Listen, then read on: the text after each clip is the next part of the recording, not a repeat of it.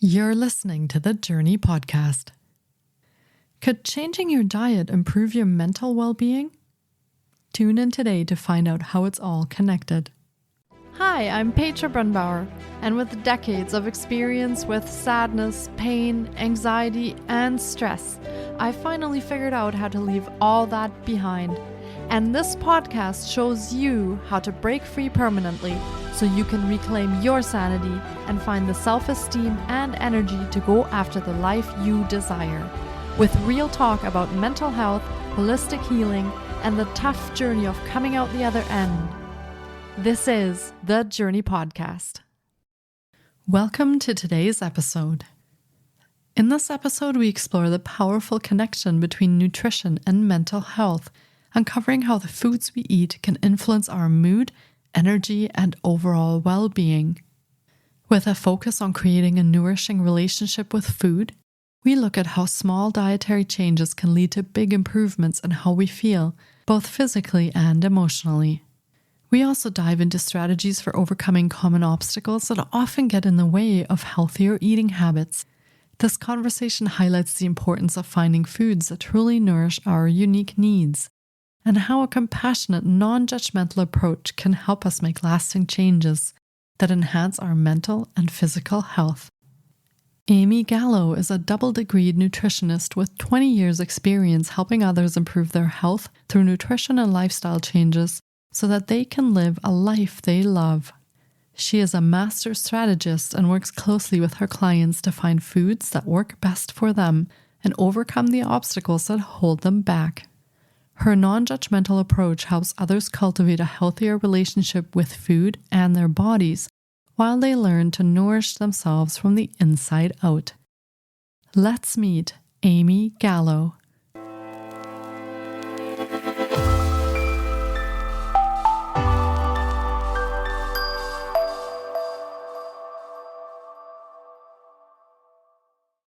Hi, Aimee. It's so great to have you on the podcast today. I've been looking forward to getting to chat with you because nutrition and mental health is such an important topic.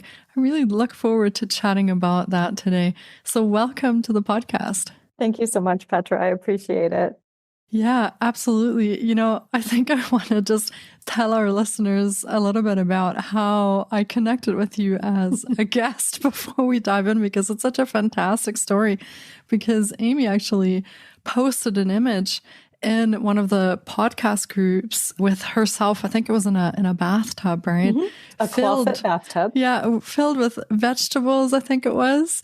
Were there fruits too, or was it just vegetables? It was just vegetables, okay. Yes. So imagine, if you will, a white clawfoot tub in a white tiled bathroom and a naked woman covered with a whole lot of vegetables, looking very, very excited to be there. It was just so brilliant that I had to have Aimee on the podcast. So if you guys find that image online, take a look. It's just absolutely perfect and really speaks to what we'll be diving in today about the nutrition and mental health. So yeah, I'm so glad that you're here today. And for starters, would you like to tell us a little bit about yourself and your own story? I imagine that there's a journey that brought you to what you do today. And maybe if you want to share with our listeners what that journey looked like and what it is that you do today. Certainly. So my journey started, my story is a little bit different from a lot of individuals who come into the field of wellness. I started studying nutrition when I was 13 years old. And it was because I had made a decision at 12 to become a vegetarian, because I had read a book called 101 Ways to Save the Animals. And when I found the book in the bookstore as a 12-year-old girl, innocent, naive little 12-year-old girl, I thought it was about dolphin-safe tuna and saving the rainforests. But this book was written by the founder of People for the Ethical Treatment of Animals. So instead, I received this horrific education on factory farms and fur farms and the animal testing industry and medical research. And as a girl who adored nature and adored animals, I was utterly aghast and mortified, and instantly became one of those very, very annoying animal rights activists who's very pushy and very dogmatic. And after a year, I had this realization that I could not continue to eat meat and be in integrity. So I became a vegetarian, and I had some family members that were concerned about that choice because I was a growing child and I was eliminating meat from my diet. So I went to the library to do some studying on vegetarian nutrition, and that was when the connection was made for me between what we put on our plate and our ability to avoid all of the chronic diseases that plague the modern world. At that time, diabetes, type 2 diabetes, wasn't named that yet. It honestly didn't really even exist. And so it was more about avoiding heart disease and cancer. And I fell into this rabbit hole of nutrition that I never came back out of.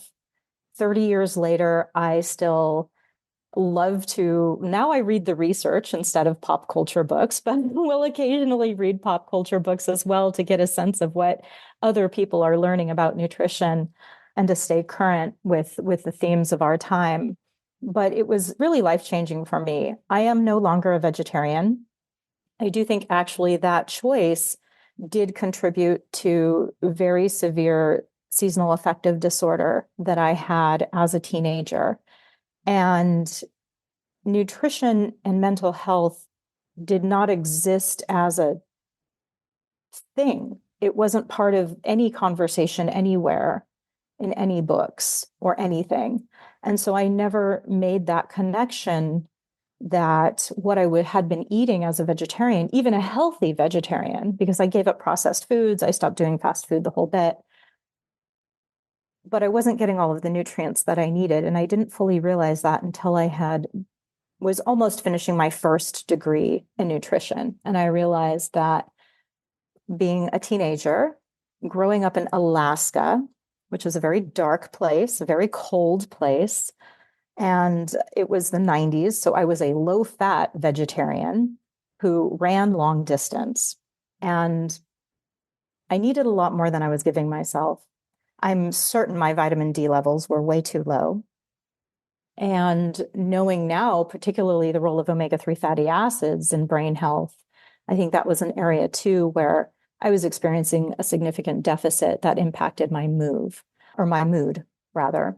And so by time I emerged from adolescence, I realized, because of my depression, I realized that food is critical for health, but at that time I didn't know it could also impact mental health. But I had discovered that exercise was very powerful for mental health. And that was one of the things that really helped me get through my adolescence, was physical activity. And emerging from college, I also realized that there's a mindset aspect as well, that the mind, body, and spirit are intertwined. And we cannot be truly healthy unless all of these things are addressed. So those experiences in my life have shaped how I work with my clients and how I approach nutrition. Now, multiple decades later, also with 20 years of clinical experience under my belt, I also see how their nutrition is about nutrients. It isn't about, when we talk about the best diet, it's often referred to in terms of what foods are eliminated, what foods we're avoiding, what things we are trying to stay away from. But what our body really needs is nutrients. And if we can give our body the nutrients it needs, we can have the health we desire, whether you're doing that on a vegetarian diet or a ketogenic diet or a whole foods-based diet or a Mediterranean diet, right? There are many roads so long as the nutrients are there. And some dietary choices do not supply sufficient nutrients, and others make it much more easy for us to get those nutrients. Yeah, thank you for explaining that, and thank you for sharing a part of your journey. I know a lot of people who are vegetarians or vegans, and also I know a lot of people who kind of eat everything in moderation. So there is an individuality to it, of choosing for your body and for your life what would be the best path forward for you. But in one sense, I feel like we often get told for good mental health, you need to exercise, get good sleep, eat a clean diet, drink lots of water. But what does that actually mean to eat a clean diet? And like you said, we eliminate certain things. So don't eat any sugar, don't eat processed foods, But in the end, what does that mean? Should we just eat lots of broccoli or lots of carrots or lots of peppers? Or, we don't really talk about exactly what this clean diet should look like and how the different pieces of it and the nutrients of it actually impact our brain or our mental health.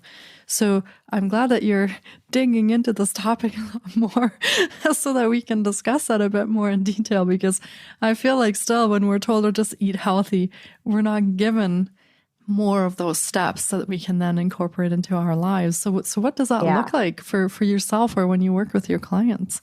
Yeah, absolutely. I think too that, eating a clean diet or eating healthfully, particularly in the Western industrialized English speaking world, we've been marketed to and influenced by people with monetary incentives for so many decades and really generations, a couple of generations now, that our innate understanding of a healthy diet has been lost. When I think of a clean, and I hesitate to use the word a clean diet, but a nutritious diet, the foundation of a healthy diet, right? It's a food base that is predominantly unprocessed or very minimally processed foods. And when I say those words, what I want you to think of is I want you to think of what would your great grandmother or your great great grandmother have prepared for her family. Before Oreos came into existence in the early 1900s, what were your ancestors consuming? That is, the quote, clean diet. That is the unprocessed diet. And that is an excellent foundation. If we just return to eating that way, it would revolutionize our healthcare systems everywhere. The NHS, the American healthcare system, right? The Australian healthcare system, the Canadian healthcare system, all of these health systems are deeply burdened by chronic disease. And if we switch to eating the foods that our great grandparents and our great great grandparents consumed, we would be getting more of these nutrients that are missing when we process our foods to the degree that they can stay shelf stable and consumable for decades after they were created. If you are eating foods that bacteria will not touch, that rodents have no interest in, it is food that your body will not benefit from. It may provide energy in the form of calories. It may have been fortified with some synthetic nutrients to make up for what was taken away when they did that processing. But it is not a complete food that contains all of the components that your body needs to thrive. I'm not a purist by any means. Most of us cannot subsist on a 100% organic, unprocessed diet. Most of us do not have huge gardens in our backyard that we can pull from, right? But as unprocessed as possible. And within that, it has to be sustainable for the long term, right? You have to be able to increase your nutrient status while also holding down a job. We can't, most of us don't have the luxury of trading one for the other. So this is where things like frozen food, pre-cut, packaged vegetables, right? Maybe a rotisserie chicken can be part of a healthy diet. Those foods are less processed. They are minimally processed, right? Because the broccoli that's frozen in the bag was harvested, cut, blanched, and frozen. That is a degree of processing. It's very different from a deep fried, dehydrated broccoli puff that you get that's supposed to resemble a Cheeto, but is being marketed to you as healthy. Yeah, absolutely. And, you've touched on a lot of really, really interesting things, because I grew up in a family that cooked pretty much everything from scratch. My grandparents had a restaurant. My other grandma, they had a garden, and everything was gotten ready for the winter. So like pickled or put into jars, And so I kind of grew up being very connected to just pieces that you buy and you make the food out of it, not boxes that you buy and you just add water kind of thing. And it is time consuming. You're quite right, because when you bake your bread from scratch and you cook everything from scratch, it is very time consuming. But I have to say that the majority of my family members also lived well into their 90s and even over 100. So I'm not sure, what that connection is, but it could certainly have something to do with how we prepared and enjoyed the food. Now, having said that, is the food still as nutritious today as it was 100 years ago? So when my family pulled all these vegetables from their garden, did these have the same levels of nutrients as our vegetables have today? Because I do hear that a lot in the news that it's not the same anymore. Is that true, or is that just a myth? Unfortunately, that is true by and large, unless you are, of course, growing your own food in your own garden where the soil, has not been stripped from over gardening. Most of the food that we have access to is less nutrient dense than it was 70, 100 years ago. This is due to modern agricultural practices, which deny the seasonal natural rhythm of letting the land rest, of letting the leaves fall from the tree and those leaves compost on that soil and fertilize that soil. We no longer allow our livestock to graze on the same land which we plant things. Those livestock that graze that land fertilize the land with their feces, aerate the soil with their hooves. All of this contributes to a very healthy soil ecosystem. So the mass production of food has depleted the soil. Additionally, the increase of carbon in the atmosphere has made it so that the same grains that we grow now contain less iron, less magnesium, fewer minerals, and more sugars than they did 100 years ago. Sugar is a carbohydrate. It has a carbon backbone. And the increased carbon in the atmosphere causes some of these plants, these grains, to pull in more carbon from the atmosphere and create more carbohydrates within their grains. So we have less nutrient-dense, starchier grains than existed 100 years ago. All the more reason to choose these unprocessed foods and make the bulk of your diet from these unprocessed foods, because now we need to eat more of them to have the same nutrient level that our ancestors did, eating less of it, because they're a bit more depleted. Anytime that we make a choice to go through the drive-through or, choose a processed snack instead of a piece of fruit or, carrot sticks and hummus, we are putting ourselves in a position to be a bit more depleted. Now, I say that, and I can imagine someone receiving that as, well, if I don't do it this way, it's not good enough. And everything lies on a spectrum, right?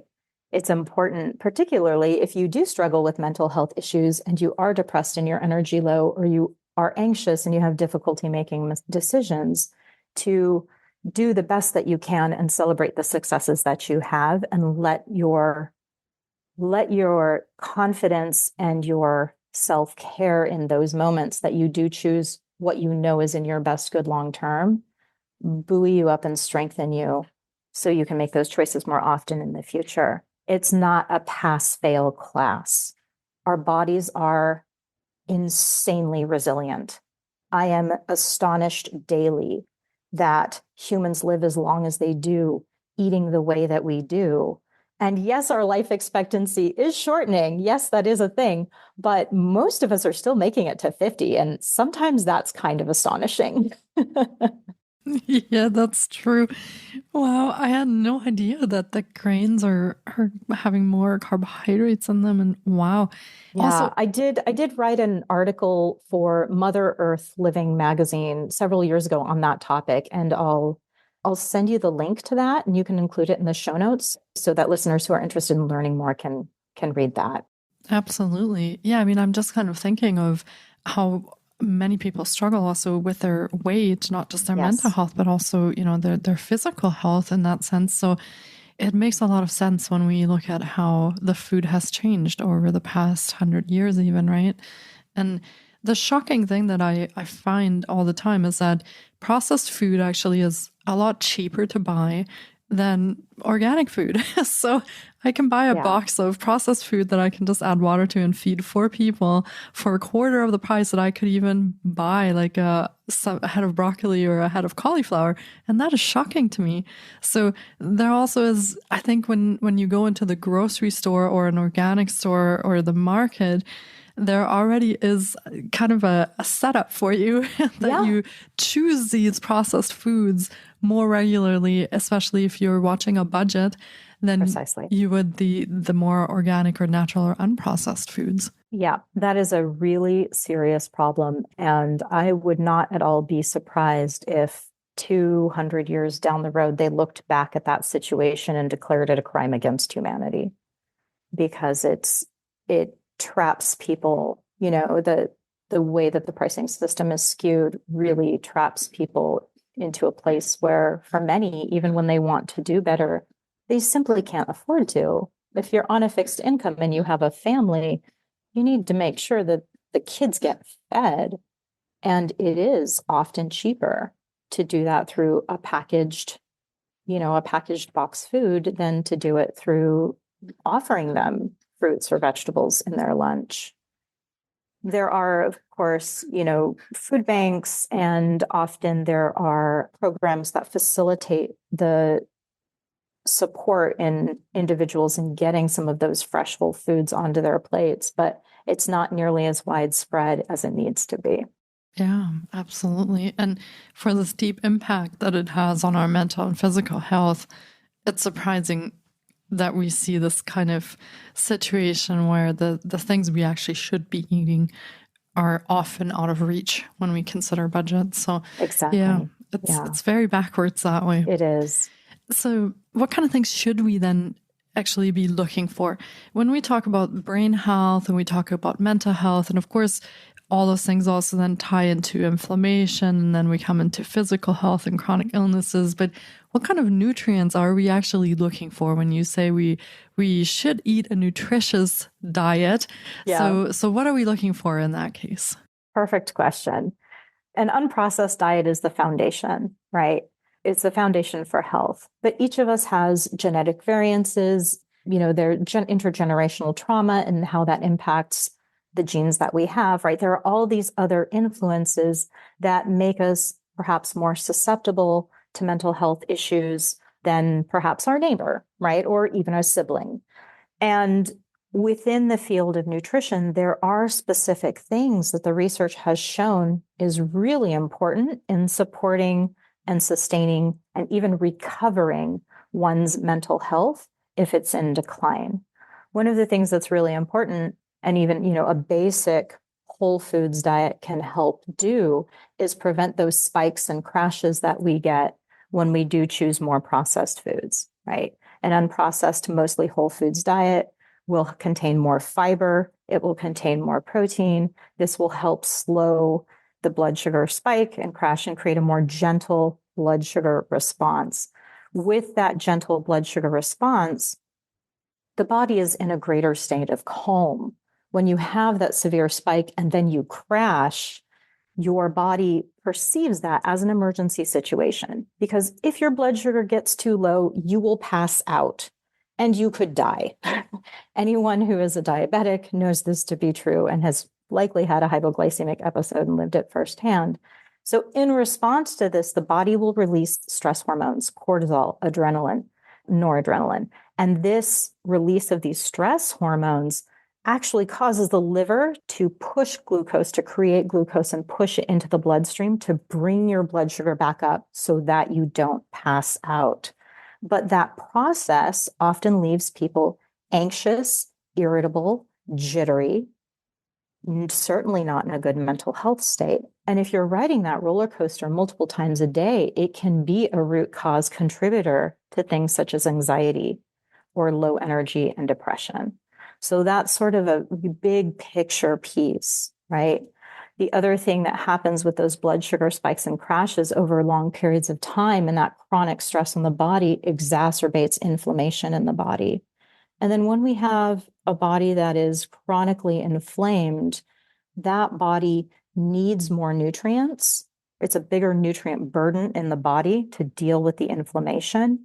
And inflammation itself also consumes more nutrients. So we're more likely to go into a nutrient depleted place that can exacerbate mental health issues. The inflammatory process itself creates these chemicals, which are normal, appropriate chemicals in response to inflammation, but were never intended to be ongoing all of the time, right? They're called interleukins. There's one in particular, interleukin 6, that crosses the blood-brain barrier and causes a drop in mood. And if you've ever had the flu and you're laying on the couch and you're just in, pardon my language, a piss poor, crappy mood, everything is cloudy and gray and miserable, and you're just like, rah, that's interleukin 6 in your brain in response to the flu. If you have low levels of chronic inflammation, you may be in a bad mood all of the time because that interleukin, that inflammatory cytokine, is in your brain doing its best to try and deal with the inflammation, but it never really gets the chance to clock out and go home, right? So addressing inflammation, whether that inflammation is rooted in the gut, whether it is rooted from immune system issues, right, needs to be part of one's overall treatment plan, one's overall strategy, and coming out of mental health. Inflammation must be addressed.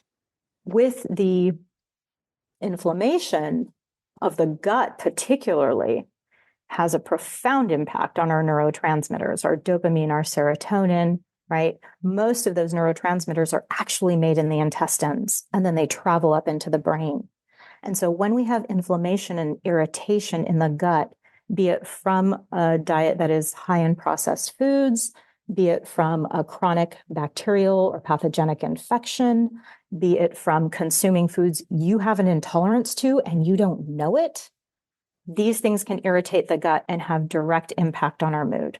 The academic research is riddled with correlation studies showing the impact of mood and gut issues. People who have IBS, who have Crohn's disease, who have SIBO, have a higher likelihood of also suffering from anxiety and depression.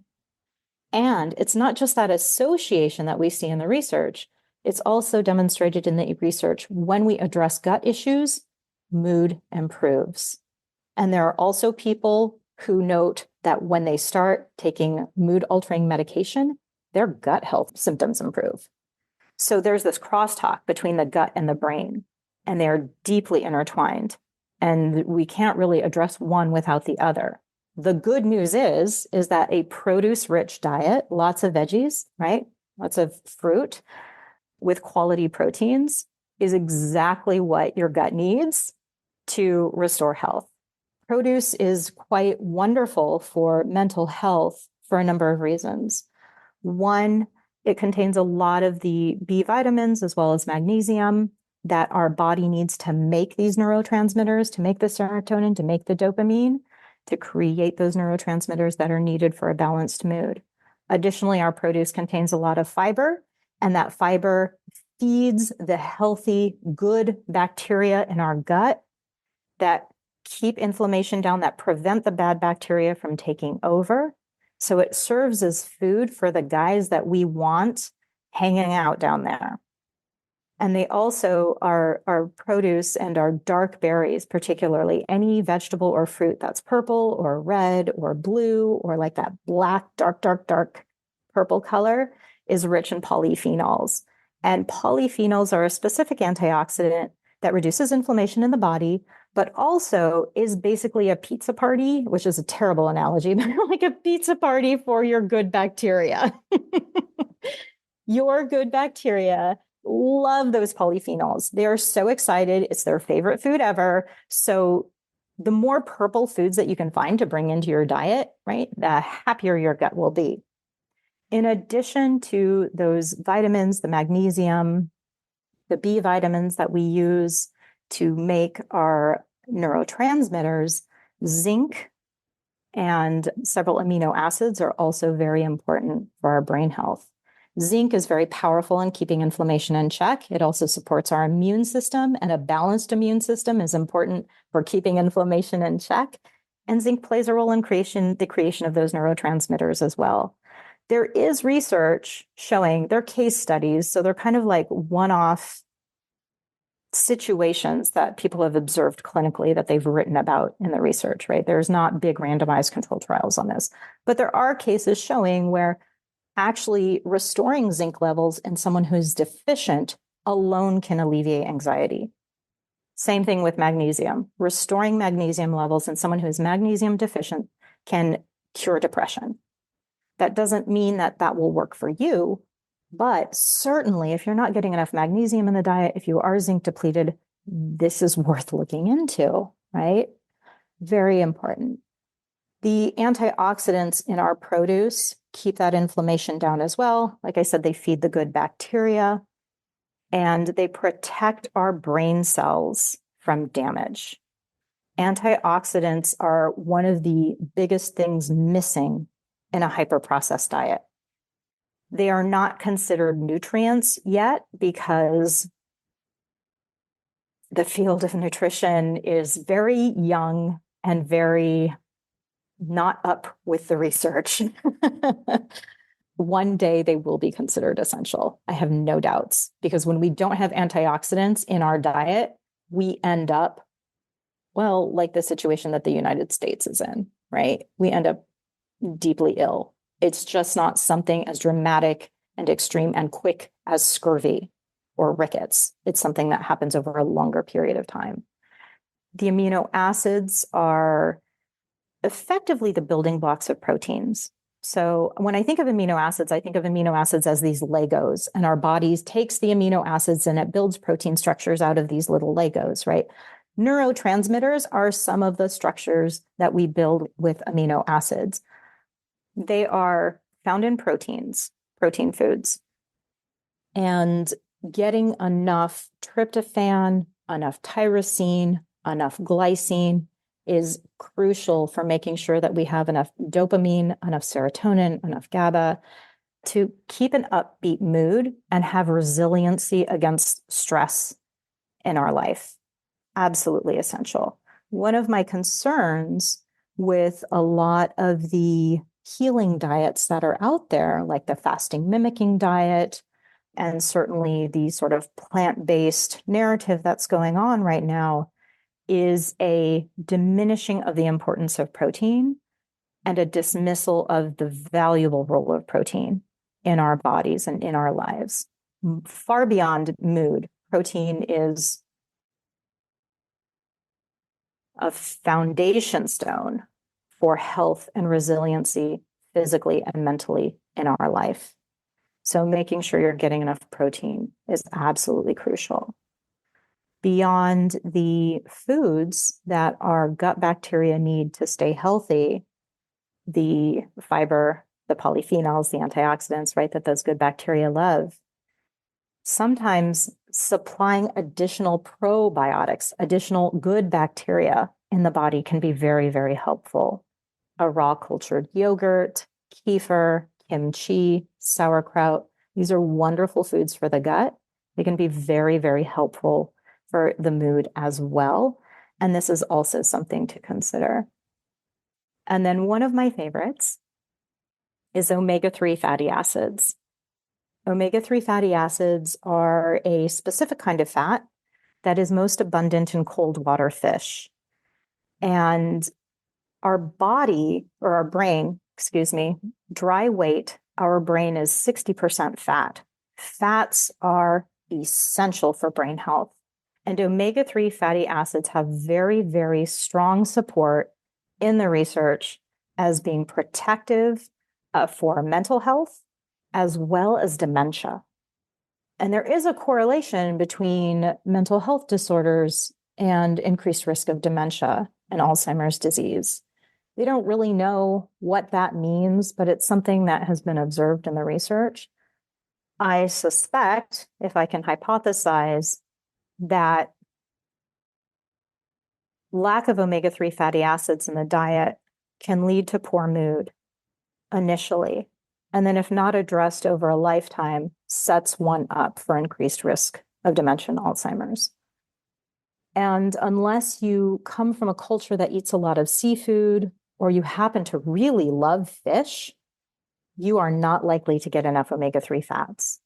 And I'm going to upset our vegans and our plant-based folks with what I'm going to say next. I'm sorry. Believe me, I'm actually deeply sorry about this. But plant-based omega-3 fats from nuts and seeds do not supply the same kind of omega-3 that our body needs for brain health. It supplies it in a form called alpha-linolenic acid that our body then has to take and convert into what's called EPA and DHA. And those are the fatty acids that our brain uses directly, that it needs directly. It's the form the human body uses. A human cannot convert ALA, alpha-linolenic acid, to EPA and DHA very effectively. So for 1 gram, if you get 1 gram of omega-3 fats from chia seeds, you are only effectively getting 3 to 5 milligrams. That's 3 to 5% of what is actually there, what you need. You're able to take away 3 to 5% of what was in the original food. Now, with fish and seafood, the fish does the processing for us. Most of the omega-3 fatty acids in cold water fish are in that EPA DHA form. So our body doesn't need to do any converting. It has what it needs right there, and it has it in great abundance. A serving of cold water fish can supply 2 to 4 grams, that's 2 to 4,000 milligrams of omega-3 fats in a single serving, right? That's, if you're taking fish oil out of a bottle, for most people, that's going to be anywhere from 4 to 12 capsules of omega-3 fats in that bottle. So getting it from the fish is much more efficient, often more cost-effective, and you're getting a whole host of other nutrients that your body needs, like zinc and selenium and iron, that also support brain health. To know which fish to choose, I want you to think of the acronym SMASHT, SMASHT. And that stands for salmon, mackerel, anchovies, sardines, herring, and trout. And these are the cold water fish that are highest in omega-3 fats. If you struggle with mental health issues, I recommend eating those a minimum of 3 times a week, minimum, or taking fish oil capsules daily. Obviously, if you have a fish allergy, that's going to be a bit of a problem. I don't recommend doing it in that case. Your next best bet is going to be omega-3 fortified eggs. In that situation, the hens are given flaxseed. They do the converting. The eggs contain some EPA and DHA in there. It's not as robust as cold water fish, but it is in a more accessible form than, like chia seeds and flax seeds. It's not to say you shouldn't eat those foods. They're wonderful, wonderful foods. But if you are consuming them in the expectation that you're going to be getting the omega-3 fats that your brain needs, it's not actually going to work out that way for you. Wow. It's really interesting to hear you explain that and break that down, because there's so many pieces to it that we might not even be thinking about or considering. And the same, I don't actually eat any fish or seafood because I have an allergy. And so that was the same I didn't thing. even know that. I was looking at the capsules and I'm like, that's not EPA and DHA. So how the heck is that going to work once I eat that? But yeah, these are some great things to consider also for people who might be vegetarian or vegan who choose not to eat fish, right? And so maybe some other options, but I guess the best thing is to try and stomach the fish oil capsules if we can. Yeah. I mean, really, it's yes. And I was an ethical vegetarian for 13 years, and my beliefs were at one point strong enough that I would have chosen death over taking the life of another animal. So I do understand and have great empathy and compassion for those who are avoiding animal proteins, either for religious reasons, for ethical reasons. I get it. What happened for me is at one point, I realized, well, first meat started smelling good. That was really weird.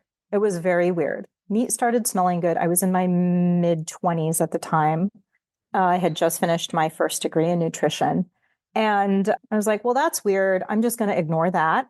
We're just going to pretend that's not happening. And then a year after that, it started looking good.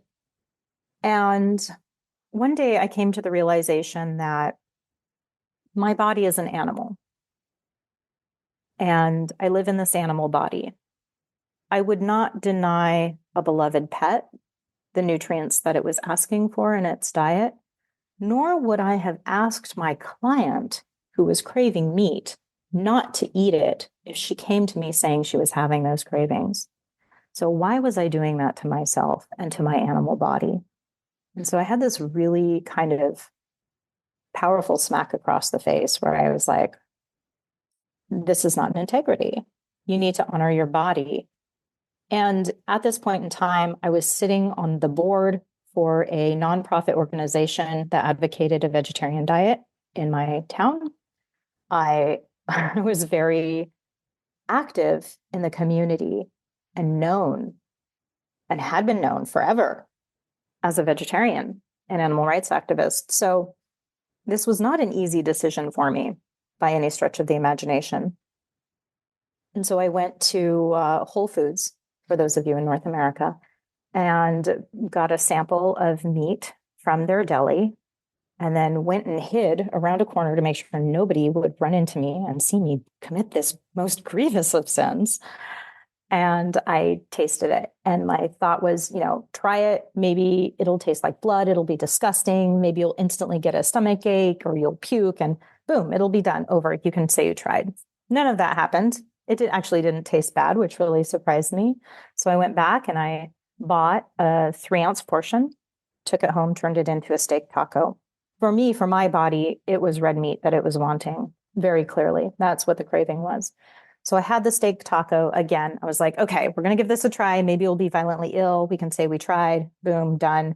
I know how to be a vegetarian. I know how to be a healthy vegetarian. I can always go back. I can always go back. And that's what I had to tell myself to give myself the courage to continue forward with this. And I ate the meat and it didn't make me sick. So I was like, okay, well, we're going to try this and see what happens. You can always go back. But you're doing yourself a disservice if you don't at least see what happens. And what happened was my ability to focus for long periods of time improved significantly. My hunger dropped radically. I didn't need to eat every hour and a half or 2 hours with animal protein in my diet. My immune system got stronger. I was able to run faster. And at this point in time, I was a marathon runner. So things like that were important to me. There were only good things that came from that. And then I found out a couple of years after the fact that I actually had developed food intolerances to gluten, soy, and dairy, the foundation of my vegetarian diet. And so I was in a state of chronic inflammation for who knows how many years. What role did that play in the mental health I suffered as a teenager, right? Now, had I been hit with that conundrum at that age, I would not have made the choice that I had made as an adult. I don't think I was ready at that point in time. And I'm really glad that it all played out the way it did, because it was much less psychologically painful for me than it could have been. But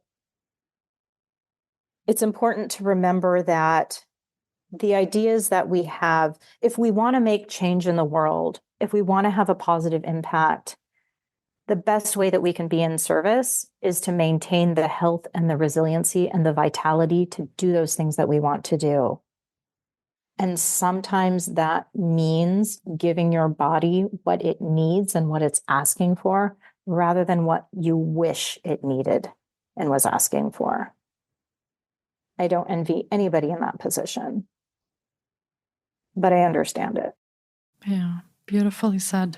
And thank you for your honesty, because I know this can be a very polarized issue and it can be very challenging and difficult, as you said, to make those decisions and to make them for ethical and moral reasons rather than making them for nutritious reasons. And there are, of course, those difficult choices between a rock and a hard place sometimes. So thank Absolutely. you for kind of picking that apart a little bit and sharing your own story on that as well, because that can be very, very challenging. And it is definitely hard to be an animal lover and to still incorporate animal protein into your diet.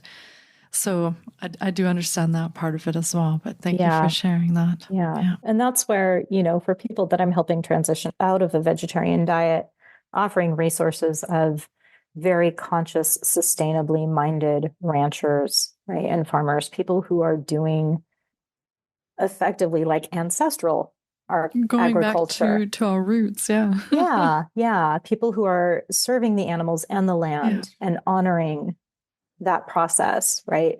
There are resources where we can access honest, ethical animal protein. Yeah, thank you for sharing that.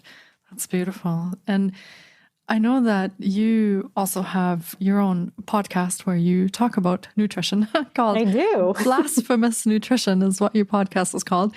Yes. And so I'm guessing that our listeners can also tune in there and then hear a little bit more about the topics that we talked about today and more about nutrition. What kind of things do you talk about in nutrition on your podcast? The podcast is inherently blasphemous because I do live in this nuanced area where it's neither this nor that. I live in the middle. And because we are in a time in history where everything is very polarized, everything that I say, including much of what I've said today, is going to be offensive to somebody. So hence blasphemous nutrition. I actually just recently did a whole month long of episodes on nutrition and the brain, where I discuss in more detail about the nutrients that we need for anxiety, depression, or to alleviate anxiety and depression to prevent Alzheimer's, and some more detailed breakdowns of like serving sizes where the data is available. People are welcome to go check that out. They would have been dropped in the month of September 2024. And I also discuss some of the myths around pop culture and nutrition, what I've seen in clinical practice over the last 20 years. And really, my aim is to help people gather the tools and the resources to discover what is going to benefit them. Because the foods that are most healing for you may not be the foods that are most healing for me. There is no one size fits all. And within that reality, we still need to know what direction to turn to and what path to take. So what I do is I sort through the information that's out there and take a look at the clinical research as well as what I've experienced in private practice, and then look at that through the lens of ancestral humanity. What has allowed the human species to thrive up until this point? And I take all of those factors and try and distill it down into actionable tips that listeners can then take and incorporate into their own lives. Fantastic. And we'll link to that, of course, in the show notes that our listeners can check that out. And how do you usually work with your clients? Do you have programs available or other services? How could our listeners connect with you if they'd like to work with you or get some more information on the things that we've talked about today? Most of the work that I do is one-on-one work because people are so individual and we all have unique challenges and unique strengths, and those need to be incorporated into any action plan for lifestyle change. But I also do group programs. I haven't in a while because I've had a huge transition in my own life, but I'll be picking up group programs again in 2025. In March 2025, I will be relaunching the Glorious Greens program. And that is actually a free, no-cost program where the goal is simply to find more ways to get green vegetables on your plate. Incidentally, and on topic, one of that program was sort of the inspiration for me diving into nutrition and mental health, because people were going through this program and they were saying, I don't know why, it's a little weird, but I just feel happier. I just feel happier. I was like, I wonder if there's something there. And then I went to the research and in PubMed, and sure enough, green vegetables, particularly the green vegetables, are most strongly correlated with improved mental health outcomes, in addition to the dark berries. So, wow, look at that. So I highly encourage anybody who is interested in increasing their vegetable intake to join that program in March of 2025 with me. That would be a lot of fun. Amazing. That sounds like a fun program and a good way for busy people to still make sure that they can get the nutrients that they need in their lives and also take care of their mental health, which I know is a challenge for many of us, for working full time and considering what we're going to be putting on everyone's plates. I know that can be quite the challenge. So that sounds like a wonderful program. And we, of course, will be linking to all of Aimee's offerings in the show notes as well. So be sure to check there for all the social links and links to the programs and how you can get a hold of Aimee if you'd like to work with her. We'll put that all in the show notes for you. One thing, because there's a bit of time between now and March, I would like to offer listeners my free guide called 5 Ways to 5 a Day in 15 minutes or less. And these are 5 simple ways that you can increase your produce intake to 5 servings a day that take less than 15 minutes, because we are busy and stressed out. And so the more we can simplify it and make it happen, the better off we all are. So I'll be sure to give that to you as well to put in the show notes. Fantastic. Yes, I feel like that will be a great addition for busy moms, busy dads, anyone who's busy to make sure that we can still meet our nutritional needs and make that as efficient as we can. So yeah, thank you for that. We'll make sure we link to that. And well, this has been another incredible episode, and I really hope that our listeners have enjoyed our deep dive into nutrition and mental health. It has been fascinating, and even if it is a bit polarizing at times, I'm really glad that we had this conversation and kind of peeled back the veil a little bit on some of those things that we talked about. And thank you so much for being here today and sharing your wisdom with our listeners. I feel like, there's so much more that we could talk about on this topic. I mean, you have a whole podcast about this entire topic. So yeah, I'm happy to come back. If you want to do a deep dive on anything, I'd be happy to come back. After 30 years of study, I do have a lot to say. Yeah, absolutely. That sounds wonderful. And we'll leave our listeners with that little cliffhanger. We'll see when Aimee is going to come back. And I wish you all a wonderful day. And thanks for being here, Aimee, and take care. Thank you. Thank you so much for taking time out of your day to listen in. If you enjoy the Jōrni Podcast, please support us by subscribing, sharing on social media, and leaving us a review. We appreciate you. And you can find more of The Jōrni on Facebook, Instagram, TikTok, and our website, thejorni.com. Sending you love and courage, and see you next time.